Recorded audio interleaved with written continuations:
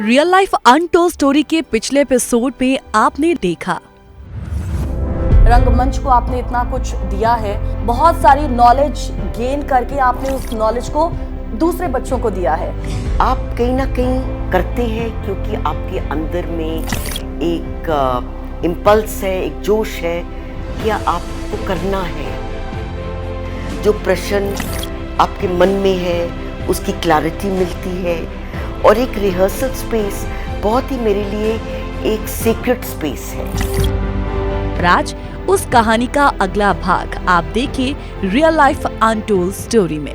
रंगमंच की दुनिया को उन्होंने एक अलग दिशा दी है, जो दिशा उसे मिलनी चाहिए थी, और आज उसी शख्सियत से हम बातचीत करने वाले हैं। उनकी रियल लाइफ और अनटोल्ड स्टोरी को हम बहुत करीब से जानने वाले हैं, क्योंकि आपने इन बिटवीन जिक्र इब्राहिम अलकाजी जी का भी कर ही दिया। थोड़ा सा हमें उनके बारे में भी बताया, बिकॉज उनके अंडर तो आपने एक, आई वुड से कि एक प्रॉपर ट्रेनिंग आपने एक आर्ट को लेकर, एक रंगमंच को लेकर ली है। मतलब जब मैं अलकाजी साहब की स्टूडेंट एनएसडी ज्वाइन किया, जी जी, एनएसडी, उस वक्त बहुत कम लड़कियां आती थी। अच्छा। जो भी लड़कियां आती थी वहाँ, वो कहीं ना कहीं एक बड़े सॉलिड बैकग्राउंड से आती थी। ओके। जैसे फॉर एग्जांपल जयश्री, ओके, जो सीनियर थी, ठीक है, बी जयश्री, जी। जो कर्नाटका में काम करती है। उनके ग्रैंडफादर गुब्बी कंपनी, जो एक पुरानी परंपरागत कंपनी थी, उनके मालिक थे। रंजीत कपूर। अच्छा, उस वक्त मैम मैं ये समझना चाहती हूँ, एनएसडी जैसे अब हम देखते हैं कि अब तो एनएसडी में बहुत सारे ऐसे मिडिल क्लास फैमिली से भी जो लोअर तबके के हम कहें, जो आज बहुत बड़े स्टार हैं बॉलीवुड इंडस्ट्री के, उस वक्त उन्होंने कहीं ना कहीं एक्टिंग को सीखने के लिए एनएसडी में एडमिशन लिया था। जब आपका वक्त था तभी ऐसा था कि एनएसडी में मतलब बहुत खास लोग, चुने गए लोग ही वहाँ पर नहीं, होते उस वक्त थे? जो आता था उनको लिया जाता था, बिकॉज इतने कम लोग आते थे। अच्छा। और ठीक है। उस वक्त हमारी स्कॉलरशिप होती थी 250 रुपये। अच्छा, ठीक है। पर 250 रुपये, 100 रुपये लग जाते थे, 150 आपके पास फालतू था। So what I mean to say is, जैसे एक जगह मिल जाती थी रहने के लिए, खाना मिल जाता था। Okay. So there were lots of, I remember Om Puri was senior to me. He joined the NST. उनका एड्रेस भी नहीं था। ओके, ठीक है। उनकी चिट्ठियाँ पोस्ट ऑफिस में जाती थी। Okay. So they were people from very various backgrounds. मेरी क्लासमेट थी RT Rama. She had come कि उसने अपने पूरी फैमिली को सपोर्ट किया by working as an extra in Telugu films. ठीक है, ठीक ठीक। तो फिर किसी ने सजेस्ट किया, उनके जो मेंटोर थे, कि तुम जाओ अपना कहीं ना कहीं बचपन वापस लेके आओ। अब आपकी सारी फैमिली सेटल हो गई है। ठीक है, हाँ। और उस वक्त ये नहीं था, अभी तो है ना कि बीए पास होना बहुत ज़रूरी है ज्वाइन करने से पहले।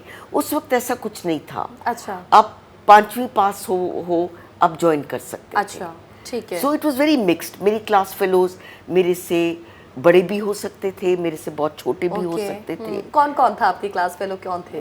हमारी क्लास में राज बब्बर थे। ऑल राइट, ठीक है। ऐसा कोई एक प्रसन्ना थे। ओके, जो ठीक ठीक ठीक।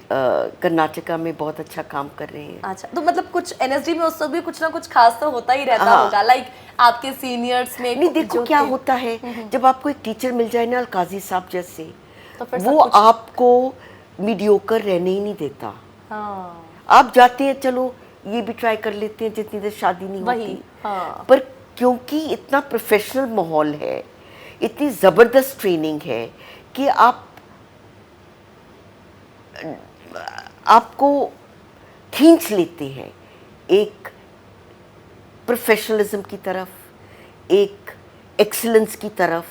जैसे फॉर एग्जांपल अलकाजी साहब वुड कम से, तुमने इस महीने कोई बुक नहीं इशू करवाई। ओके। क्योंकि वो लाइब्रेरी जाके देखते थे। ओह। फिर नहीं सर मैं अभी जा रही हूँ।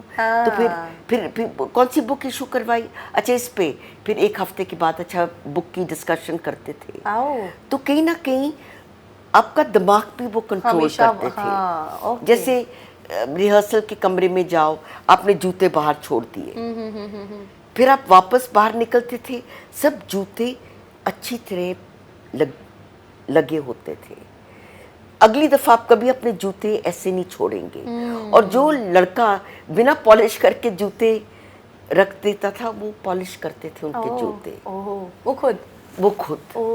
तो उन्होंने एक तरह आपको जिंदगी के मैंने बताए, ऑर्डर के बारे में, सिस्टम के बारे में, मेथड के बारे में, डिटेलिंग के बारे में, और ये बताया कि जो कला है वो हार्ड है, वो सिंपल चॉइस नहीं है। उस वक्त आपका नजरिया बदला थोड़ा? मेरा कंप्लीटली नजरिया बदला, पर I was a useless student, क्योंकि 4-5 साल हम वलैत रहे, फिर वापस आए, कॉन्वेंट स्कूल में गए, अपनी भाषा के साथ तो बिल्कुल ही वंचित थे। ना हिंदी आती थी, ना पंजाबी आती थी, ओनली इंग्लिश के तो ड्रामे होते नहीं थे। तो इसलिए अपनी जुबान के साथ ना जोड़ो तो आप तो बिल्कुल ही यूजलेस बंदे बन जाते हैं। बिल्कुल, मैं उस लैंग्वेज पर भी जरूर आऊंगी। तो फिर वहाँ पर आपने नीलम को एक्टर और डायरेक्टर के रूप में पहचाना होगा, वो भाव आप में कहीं ना कहीं आया होगा? कुछ नहीं मेरे को लिए तो ये लग रहा था मैं कर क्या रही हूँ यहाँ। एनएसडी में कितना वक्त आपका बीता? 3 साल। 3 साल। कोई कुछ नहीं, कुछ काम नहीं किया, ठीक है, पर बहुत कुछ सीखा थ्रू ऑब्जर्वेशन। सब कुछ ऑब्जर्वेशन के जरिए सीखा। मुझे लग रहा था जैसे मैं एक इमिग्रेंट हूँ उस सिचुएशन जस्ट बिकॉज़ के लंदन में मुझे कुछ ना मुझे हिंदी लिटरेचर, ड्रामेटिक लिटरेचर के बारे में कुछ पता था। So I was like an immigrant in that space. और कहीं ना कहीं मुझे एक रियलाइजेशन या एक अनुभव हुआ अपनी लिमिटेशंस के बारे में। दैट्स इम्पोर्टेंट, वो होना ज़रूरी है। मुझे ये समझ में आया कि तो मैं तो अपने आप को बहुत सोचती थी, गोल्ड मेडल लेके आई चंडीगढ़ में, बलवंत गार्गी की हीरोइन थी। यहाँ तो मुझे कुछ नहीं आता, मैं तो बिल्कुल, तो वो लिमिटेशंस ने मुझे एहसास दिलवाया और ह्यूमिलिटी दी और चुनौती दी कि अगर मुझे यहाँ रहना है तो कितना लंबा रास्ता है। फिर कुछ नहीं किया, कुछ मतलब अभी मुझे लगता है कि जब मुझे मिलते हैं मेरे एक्स कोलीग्स या मेरे सीनियर्स या मेरे जूनियर्स, वो रिलेट नहीं कर सकते जो आज नीलम है मैं हूँ, और जो स्कूल में थी बिल्कुल बुद्धू भोंदू, कुछ आता ही नहीं था, कुछ समझ में ही नहीं आता था। अच्छा, कंपैरिजन होता था अपने सीनियर्स के साथ? बिकॉज आप, जैसा मैं समझ रही हूँ, I am trying to figuring out, मैं सोच रही हूँ कि उस वक्त तो आप लोग मतलब ऑल द टाइम अनसर्टेनिटी रहना लाइफ में, फ्लॉन्डरिंग ऑल द टाइम। मैंने सब कुछ सीखा अपने सीनियर्स से। रेपर्टरी में थे सुरेखा सिकरी, उत्तरा भावकर, मनोहर सिंह, फिर नसीरुद्दीन शाह, ओमपुरी। उनको देख के ही मैंने सीखा, उनकी स्क्रिप्ट देख के सीखा। I was a very good observer. मैंने ऑब्जर्वेशन के साथ सब कुछ सीखा। फिर जब मैं बॉम्बे, मेरी शादी होगी, बॉम्बे शिफ्ट किया, बॉम्बे में कुछ फिर पर्ल पद्मसी मिले। ठीक है। तो पर्ल पद्मसी के साथ उसने चिल्ड्रंस थिएटर किया। अच्छा। उनसे मैंने सीखा। ठीक है। So I was actually very happy, चाय ऑर्डर करने में, बाजार से जाके कपड़ा लाने में, प्रॉपर्टीज कुछ खरीद लाऊं। मैंने अपना रोल वही देखा। This is after marriage? After NSD, after marriage, कि मेरा एक रोल थिएटर में पेरिफेरी है। मुझे स्मेल थिएटर की बहुत अच्छी लगती थी। You know, the smell of the auditorium, the smell of the wings, the smell of back stage, वो बहुत खुशबुएं अच्छी लगती थी। वो कम्युनिटी, दिस थिंग। बट मैंने कभी नहीं सोचा, मैंने अपने आप को विंग्स में ही सोचा, मैंने कभी आगे नहीं अपने आप को सोचा। और मैंने कुछ उसके कोई बर्निंग एम्बिशन नहीं था, कोई ऐसा नहीं था कि मुझे वो करना है, किसी के साथ कंपटीशन करना है। मतलब स्पॉन्टेनियस जो लाइफ में चलता जा रहा है, आ रहा मुझे है, अच्छा लग रहा था और मुझे वही लगा कि मेरा रोल है। फिर मेरे हस्बैंड की बदली होगी भोपाल में, और वहाँ बीवी कारंची के साथ मैंने काम किया। अच्छा। जो एनएसडी के डायरेक्टर हुए कारंची के पास, अलकाजी साहब के बाद, अलकाजी जी के पास, हाँ और जी। वहीं के पढ़े हुए थे। ठीक है, ठीक है। एक रेनेसांस इंसान, दूसरा गुब्बी कंपनी से फोक में यक्षगान बैकग्राउंड से, एनएसटी का भी पढ़ा हुआ, सो मेथड एक्टिंग के बारे में और स्टेनिस्लावस्की के बारे में पता। ठीक है। तो ये कॉम्बिनेशन काफ़ी पावरफुल बन गया। उन्होंने ज़बरदस्ती मुझे प्लेस डायरेक्ट करने को कहा। ओके। उन्होंने कहा आप करिए, आपको करना पड़ेगा।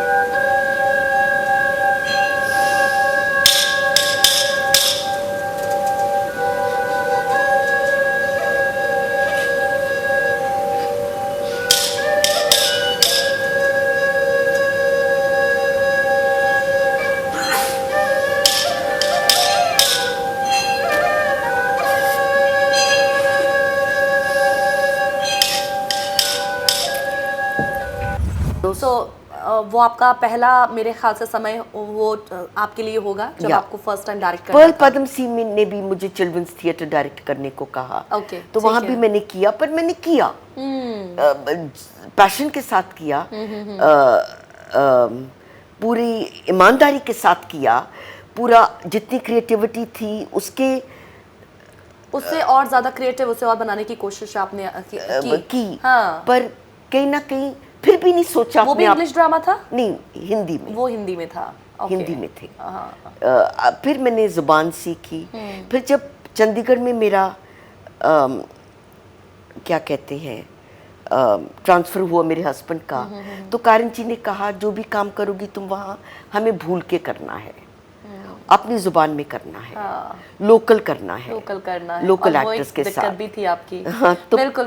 फिर मैंने जुबान सीखी, और वो कैसे सीखी वो हम ज़रूर जानेंगे। लेकिन देखिए, इससे पहले जो आपने जिक्र किया घर के माहौल में, फिर उसके बाद हमेशा आर्ट की तरफ नीलम का ध्यान रहना, फिर एनएसडी में भी उन लोगों के साथ रहना जिनको हम पूजते हैं, वो हमारे आइडल रहे हैं और आज हमें बहुत मिस करते हैं हम उन्हें, जब वो इस इंडस्ट्री का एक हिस्सा भी अब नहीं रहे हैं, वो हमें छोड़कर जा चुके हैं कुछ लोग। लेकिन मैं कहीं ना कहीं बहुत मान फील करती हूँ कि हम लोग उस फेज में रहे हैं जब उन्हें हम देखा करते थे। और आप आज मेरे साथ खुद है, जब आपके साथ मैं आपकी इस पूरी लाइफ को, आपकी इस पूरी जर्नी को मैं आपके मुँह से ही सुन रही हूँ। सो ये हम सबके लिए बहुत मान की बात है। मेरे ख्याल से कभी नीलम ने भी नहीं सोचा होगा कि नीलम रंगमंच का एक चमकता हुआ सितारा नीलम खुद बन जाएगी, है ना? शायद ऐसा होगा। चलिए, एक छोटे से ब्रेक के लिए आप पे रुक रहे हैं, तुरंत लौटेंगे रियल लाइफ अनटोल्ड स्टोरी में। Welcome back after the break. तो जैसा कि आप सभी जानते ही हैं कि हमारे साथ रंगमंच का एक बहुत बड़ा हिस्सा आज हमारे साथ मौजूद है, eminent theatre personality, theatre director doctor Neelam Mansingh Chaudhary. एक बार फिर से नीलम जी आपका स्वागत। इंतज़ार मैं ज़्यादा नहीं करूँगी, मैं उस मेन फेज पे आना चाहती हूँ जो आपकी ज़िंदगी का एक बहुत बड़ा इम्पॉर्टेंट हिस्सा रहा है। एंड वो अब हम उस पर आ ही रहे थे, दैट इज़ ऑल अबाउट भाषा, लैंग्वेज, क्योंकि जिनका आपने जिक्र किया भोपाल में, जिनके साथ आप थे, तो भोपाल से जब दोबारा चंडीगढ़ आना था आपको, तो मैं मानती हूँ कि वाकई रंगमंच का जब आप हिस्सा होते हो तो चीज़ें जो है वो बदलती रहती हैं। जब बात भाषा की आ जाती है तो मेरे ख्याल से आपको भी ये कहा गया था कि रीजनल और वर्नाकुलर होना चाहिए, और जब ये थिएटर में नहीं है तो क्या वाकई ऐसा है कि उसका कोई मतलब नहीं रह जाता?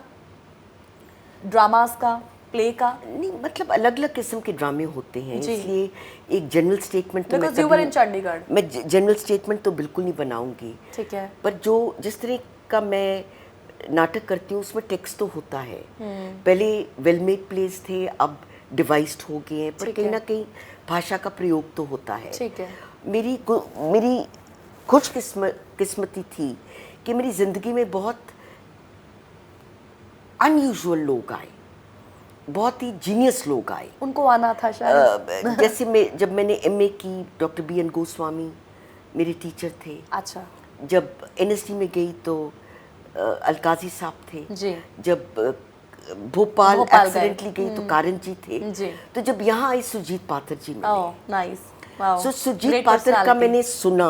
हाँ जी। लगी नजर लगी पंजाब नू एदी, अच्छा। नजर उतारो, अच्छा। लेके मिर्चा कौड़ियाँ, अच्छा। एदी सिर तो वारो। हाँ। मैंने वो सुना तो उस वक्त जब मैं आई तो काफ़ी there was that whole political unrest in Punjab. बहुत ज़्यादा गड़बड़ी थी पंजाब में। पर जब मैंने ये कविता सुनी, मैंने कहा जो भी मेरा फ्यूचर काम होगा ये पात्र जी के साथ होगा। तो मैंने उनको एक चिट्ठी लिखी, उनका एड्रेस लेके, तो उनसे मुलाकात हुई। तो उनका कोलैबोरेशन मेरे साथ, और कारण जी भोपाल तो मैंने छोड़ दिया, पर क्योंकि वो म्यूज़िक के डायरेक्टर भी थे, उन्होंने सारी म्यूज़िक की मेरे नाटकों में। तो मेरे लिए दो इतने मंजे हुए और इतने यूनिक आर्टिस्ट के साथ काम करना मेरी खुशकिस्मती थी। तो ये मेरे लिए एक बहुत ही पावरफुल कॉम्बिनेशन बन गया। तो धीरे धीरे पात्र जी के साथ अनुवाद करते करते उन्होंने अनुवाद किया, मैंने समझा, मैंने भाषा भी सीख ली। ठीक है। और भाषा खाली लफ्ज़ नहीं होते, वो कल्चरल मेमोरी होती है, या। वो इमेजरी होती है, Right, वो right, कलोकियलिज्म होती है, हाँ। वो ह्यूमर होता है, मतलब उसमें हजार चीजें हाँ, होती नीलम जी, हैं, वो साउंड होता है। मैं यहाँ पर एक चीज़ समझना चाहती हूँ, क्योंकि आपने जब कल्चर, एक परंपरा की बात कही, मैं समझती हूँ कि आपने शुरू से लेकर तब तक भोपाल से चंडीगढ़ आने तक वो जो कल्चर एंड परंपरा आपकी यादों में कहीं ना कहीं थे, लेकिन ऐसा है कि वो चीज़ें कभी उभर कर सामने नहीं आ पाई थी। देखो क्या होता है, आई ट्रस्ट माई इंस्टिंक्ट्स। मुझे लगता है हमारे अंदर एक आर्काइव्स है, एक पूरा म्यूजियम भरा हुआ हाँ है, जी, जिसमें मेमोरीज और रेशियल मेमोरीज और कलेक्टिव मेमोरी सब है। ठीक है। जैसे मैंने एक प्ले किया किचन का था, हाँ जी। जो कहीं ना कहीं लंगर ट्रेडिशन से आता है, जी, क्योंकि जी। काफी लंगर ट्रेडिशन जी। एक तो अमृतसर की वजह से, और हाँ। एक घर में गुरुद्वारा, बिल्कुल। जो 21 सेक्टर में फैमिली गुरुद्वारा था, जी जी जी। तो वहाँ आटा गुनना, कम्युनिटी किचन। तो मैंने एक प्ले किया, तो वो एंट्रेंस पे मैंने एक छोटी सी स्विंग बनाई, जैसे बच्चों की स्विंग, और वहाँ एक कद्दू रखा। अच्छा। तो मेरे एक्टर्स ने पूछा मैम कद्दू क्यों? अच्छा। मैंने कहा पता नहीं, सही लग रहा है। तो फिर वो कद्दू के आसपास काफ़ी कुछ कहानियाँ बुनी हैं हमने रिहर्सल के दौरान।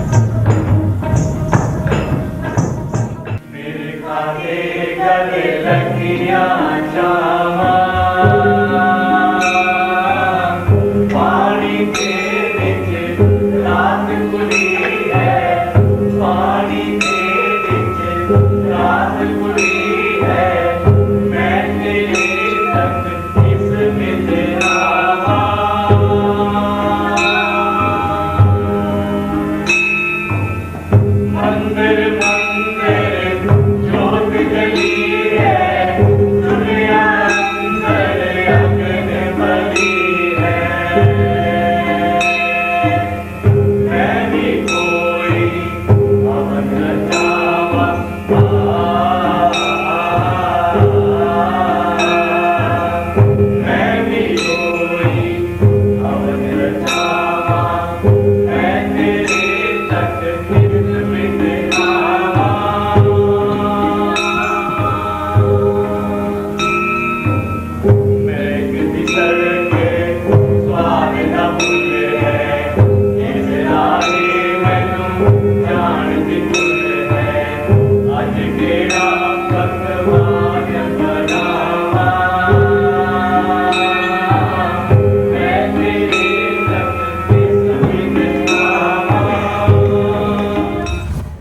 हमारा शो चेन्नई में था, ओके।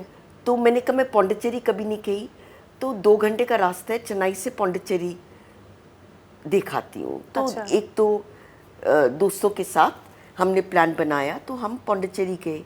तो मैंने देखा पौंडीचेरी में हर एक दुकान के बाहर एक कद्दू टंगा हुआ है।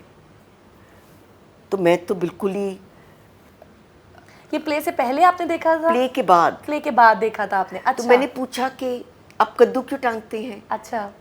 तो वैसे ही तिलक लगे हुए, जैसे मेरे प्ले में मैंने ओह। बिंदियां लगाई थी अच्छा, कद्दू ओके। पे, जो कहानी का एक हिस्सा था, हिस्सा थे, एक व्हाटएवर। उन्होंने कहा ये शुभ माना जाता है। अच्छा। फिर मेरे दिमाग में आया कि हमारे अंदर कुछ ऐसी मेमोरीज हैं जिससे हम वाकिफ नहीं हैं कॉन्शियसली, पर जब हम काम करते हैं, अगर वो एक आइडिया आता है और हम चाहते हैं कि हम अपने क्रिएटिव स्पेस में डालें, तो रखिए, उसको ट्रस्ट कीजिए। या इम्पोर्टेंट है, दैट्स इम्पोर्टेंट। इंस्टिंक्ट्स क्या होते हैं? इंस्टिंक्ट्स यही होते हैं। और आपने प्लेज में मैंने बार उसका बखूबी इस्तेमाल बहुत किया। बहुत बहुत इस्तेमाल किया। तो तो वेरी ऑफन समबडी सेज कि समझ नहीं आया। मैंने कहा समझना नहीं ज़रूरी होता, तजर्बा ज़रूरी होता है। समझ तो हम कुछ, आप समझ तो आप कुछ भी सकते हैं। एक पेड़ है, एक पौधा है, एक कुर्सी है, एक दरवाज़ा है, पर इमेजेस को समझना, जैसे नीचे कहते हैं, the right to misinterpret, कि आपकी, मैं कुछ सजेशन करती हूँ स्टेज पे, आप अपनी कल्पना के साथ उस सजेशन के साथ जुड़ते हैं, तो आप अपना नैरेटिव बनाते हैं, तो वो कहानी आपकी बन जाती है, जो शायद मेरे से विपरीत हुई। मैं एक कहानी बता के ना फिर हम शायद ये गुफ्तगू बंद कर सकते हैं, अगर आप चाहो। मैं लंदन में एक अपना प्ले लेके गई, यरमा। उसके एंड में एक सीन है कि वो अपने हस्बैंड का कत्ल करती है अपने हाथों के साथ। अच्छा। उसका गला दबाती है। मुझे ये इंटरेस्टिंग नहीं लगा Okay. ऐसे, और वो चोक कर रहे हैं। अच्छा। रियलिज्म से मैं, ठीक है, शुरू जो हम से ही, अक्सर मूवीज में देखते भी आए हैं। रियलिज्म से मैं शुरू से ही दूर रहती हूँ। ठीक है।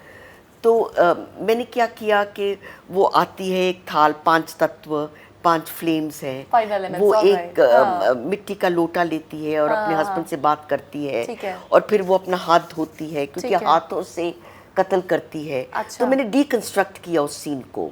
तो उसके वो जो पानी है वो लाल रंग का है, उसके हाथ लाल हो जाते हैं।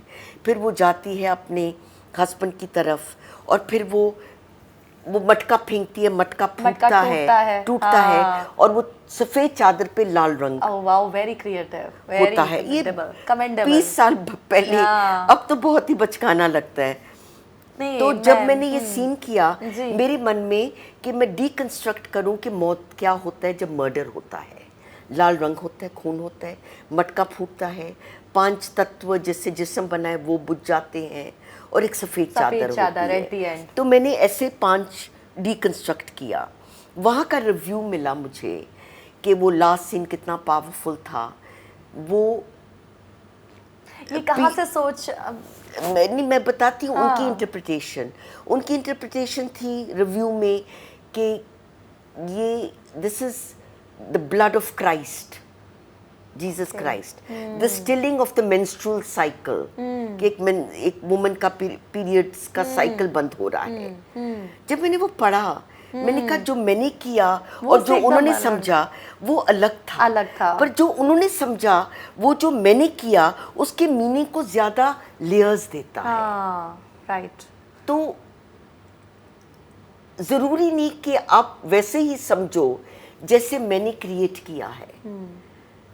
अक्सर आप अपने तजर्बे के साथ, अपनी इतिहास के साथ उसको जब जोड़ेंगे, उसके layers and layers of meaning निकल के आएंगे। लेकिन जब आपने वो आखिरी सीन का जिक्र किया ना, आप यकीन नहीं मानेंगे कि मेरी आंखों के सामने वो जो मुझे लग रहा था कि मैं कुछ देख रही हूँ, मैं उसे मेरे सामने वो तस्वीर थी, जैसा आपने बताया, मटका फूटना, सफ़ेद चादर का आना। So wonderful. या एंड यू आर राइट कि हर एक की इंटरप्रिटेशन का, हर एक पर्सपेक्टिव अलग होता है कि वो उसे किस नज़रिए से देखता है। कोई कहानी की तौर से कहानी देखता के है, तौर कोई से। एक्टिंग की तौर से, Exactly. कोई विजुअल लैंग्वेज, कोई जी। मेटाफर्स, जी, कोई right. टाइम पास के लिए आता है। एक तरह का दर्शक तो होता नहीं। नीलम मानसिंह चौधरी ने फिर कभी क्रिटिसिज्म भी झेला होगा शुरुआती दिनों में? मतलब बिल्कुल बहुत ज़्यादा झेला है। मैंने सबसे पहला जो प्ले किया वो था किस्सा हीर ते रांझे दा, ओके। जो मैंने टाडिया नाल काम किया, उन्हीं वारिस शाह का था। अच्छा। उसमें एक लाइन है जो वारिस शाह की है, ठीक है। जब काजी मनाता है हीर को कि तुम रांझे के साथ मत शादी करो, तो वो कहती है हुन्ना मुड़ा में रांझड़े तो पावे बाप ते बाप ता बाप आ जाए। अच्छा। ये है वारिस शाह की लाइन, पर ये पॉपुलर मेमोरी के साथ नहीं जुड़ा हुआ। तो मुझे याद है एक रिव्यू आया, पंजाब तेरी हीर मैली, अच्छा। उस वक्त था वो राज कपूर की फिल्म। हाँ। तो हाँ झेला है। हाँ। क्योंकि सब चाहते, मैं सोचती थी, क्योंकि मैं वो कल्चरल बैगेज नहीं दिमाग में लेती, वो जो कल्चरल बैगेज है कि हीर रात को जाती है, उसको चूरी खिलाती है। अब जब रात के 2 बजे उसको चूरी खिलाने जाती है, तो क्या वो खाली चूरी खिला के वापस आ जाती है? ओके। यू नो, हाँ, it seem yeah, very yeah, exactly, unreal I to me. understand, जी। हो सकता है तो कि मैंने कहीं ना कहीं पॉपुलर मेमोरी को डिबंक किया। तो क्रिटिसिज्म तो होगी, क्रिटिसिज्म है, शुरू में बहुत बुरा फिर तो नीलम लगता जी, है। हाँ, मैं खुद क्योंकि आप जैसा कह रही हैं ना, हाँ बिल्कुल, जैसे आपने अभी हीर रांझे प्ले का ही वो जिक्र किया, डेफिनेटली जब वो उसे चूरी देने जाती होगी, हो सकता है कि उनके बीच में कुछ एक इंटीमेशन जिसे हम कहते हैं ना, इंटीमेसी तो होगी, या इंटीमेसी तो होगी। मैं उससे वो रिलेट कर, मैं चीज़ें समझ पा रही हूँ उन चीज़ों को। लेकिन जब आपने इतना सारा क्रिटिसिज्म झेला, आई फील कि तब बहुत कुछ सोचने पर मजबूर किया होगा उस क्रिटिसिज्म ने भी आपको, Of course. कि जज्बातों में एक शुद्धता जो होनी चाहिए। जो करते हैं आप जिंदगी के साथ जुड़ा होता है। जी। मेरी ज़िंदगी के तजर्बे के साथ जुड़ा हुआ है। कोई ये नहीं कि मुझे दिखाना है, बहुत ही लोगों को पताई करनी है। ठीक है, आपने रियलिज्म की बात की जैसे थी, हाँ। मोंटो कहता है, हाँ जी। मैं कोई दर्जी नहीं कि मैं लोगों की गंदगी को ढकूं। राइट। मुझे मैं सफ़ेद काले बोर्ड पे सफ़ेद चौक के साथ लिखता हूँ, वो लिखता हूँ जो समाज में है, मैं कहीं बाहर से तो लेके नहीं आती। ठीक। अच्छा, एक सवाल जो मैं आपसे ही पूछना हमेशा चाहती थी, क्योंकि हमेशा इंग्लिश के इर्द गिर्द रहे आप, थोड़ा लैंग्वेज से थोड़ा क्योंकि एक लिमिटेड आपका वो फेज रहा है, पंजाबी थिएटर फिर नीलम मानसिंह चौधरी ने क्यों चूज किया?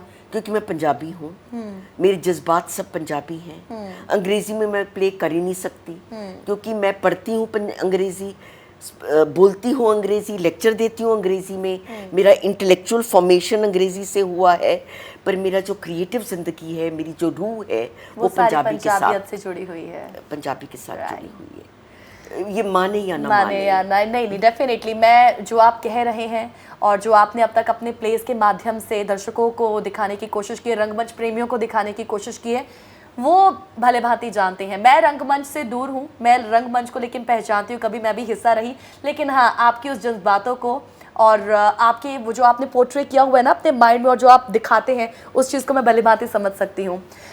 अब क्योंकि प्रोग्राम को भी समअप करने का वक्त तो चला है, एक सवाल जो मैं अपने हर गेस्ट से पूछती हूँ, अपने खास मेहमान से पूछती हूँ कि बदलाव ज़िंदगी में जो आया है और जितना आपने अर्जित किया, आज जब वो आप दूसरे बच्चों को दे रहे हैं, क्या डिफरेंस महसूस कर पाते हैं आप भी कभी एक वक्त में स्टूडेंट रही, आज आप उन बच्चों को शिक्षा दे रही हैं रंगमंच की। मुझे लगता है कि मेरी ज़िंदगी के जो भी बदलाव आए वो मेरे अच्छे टीचर्स की वजह से आए।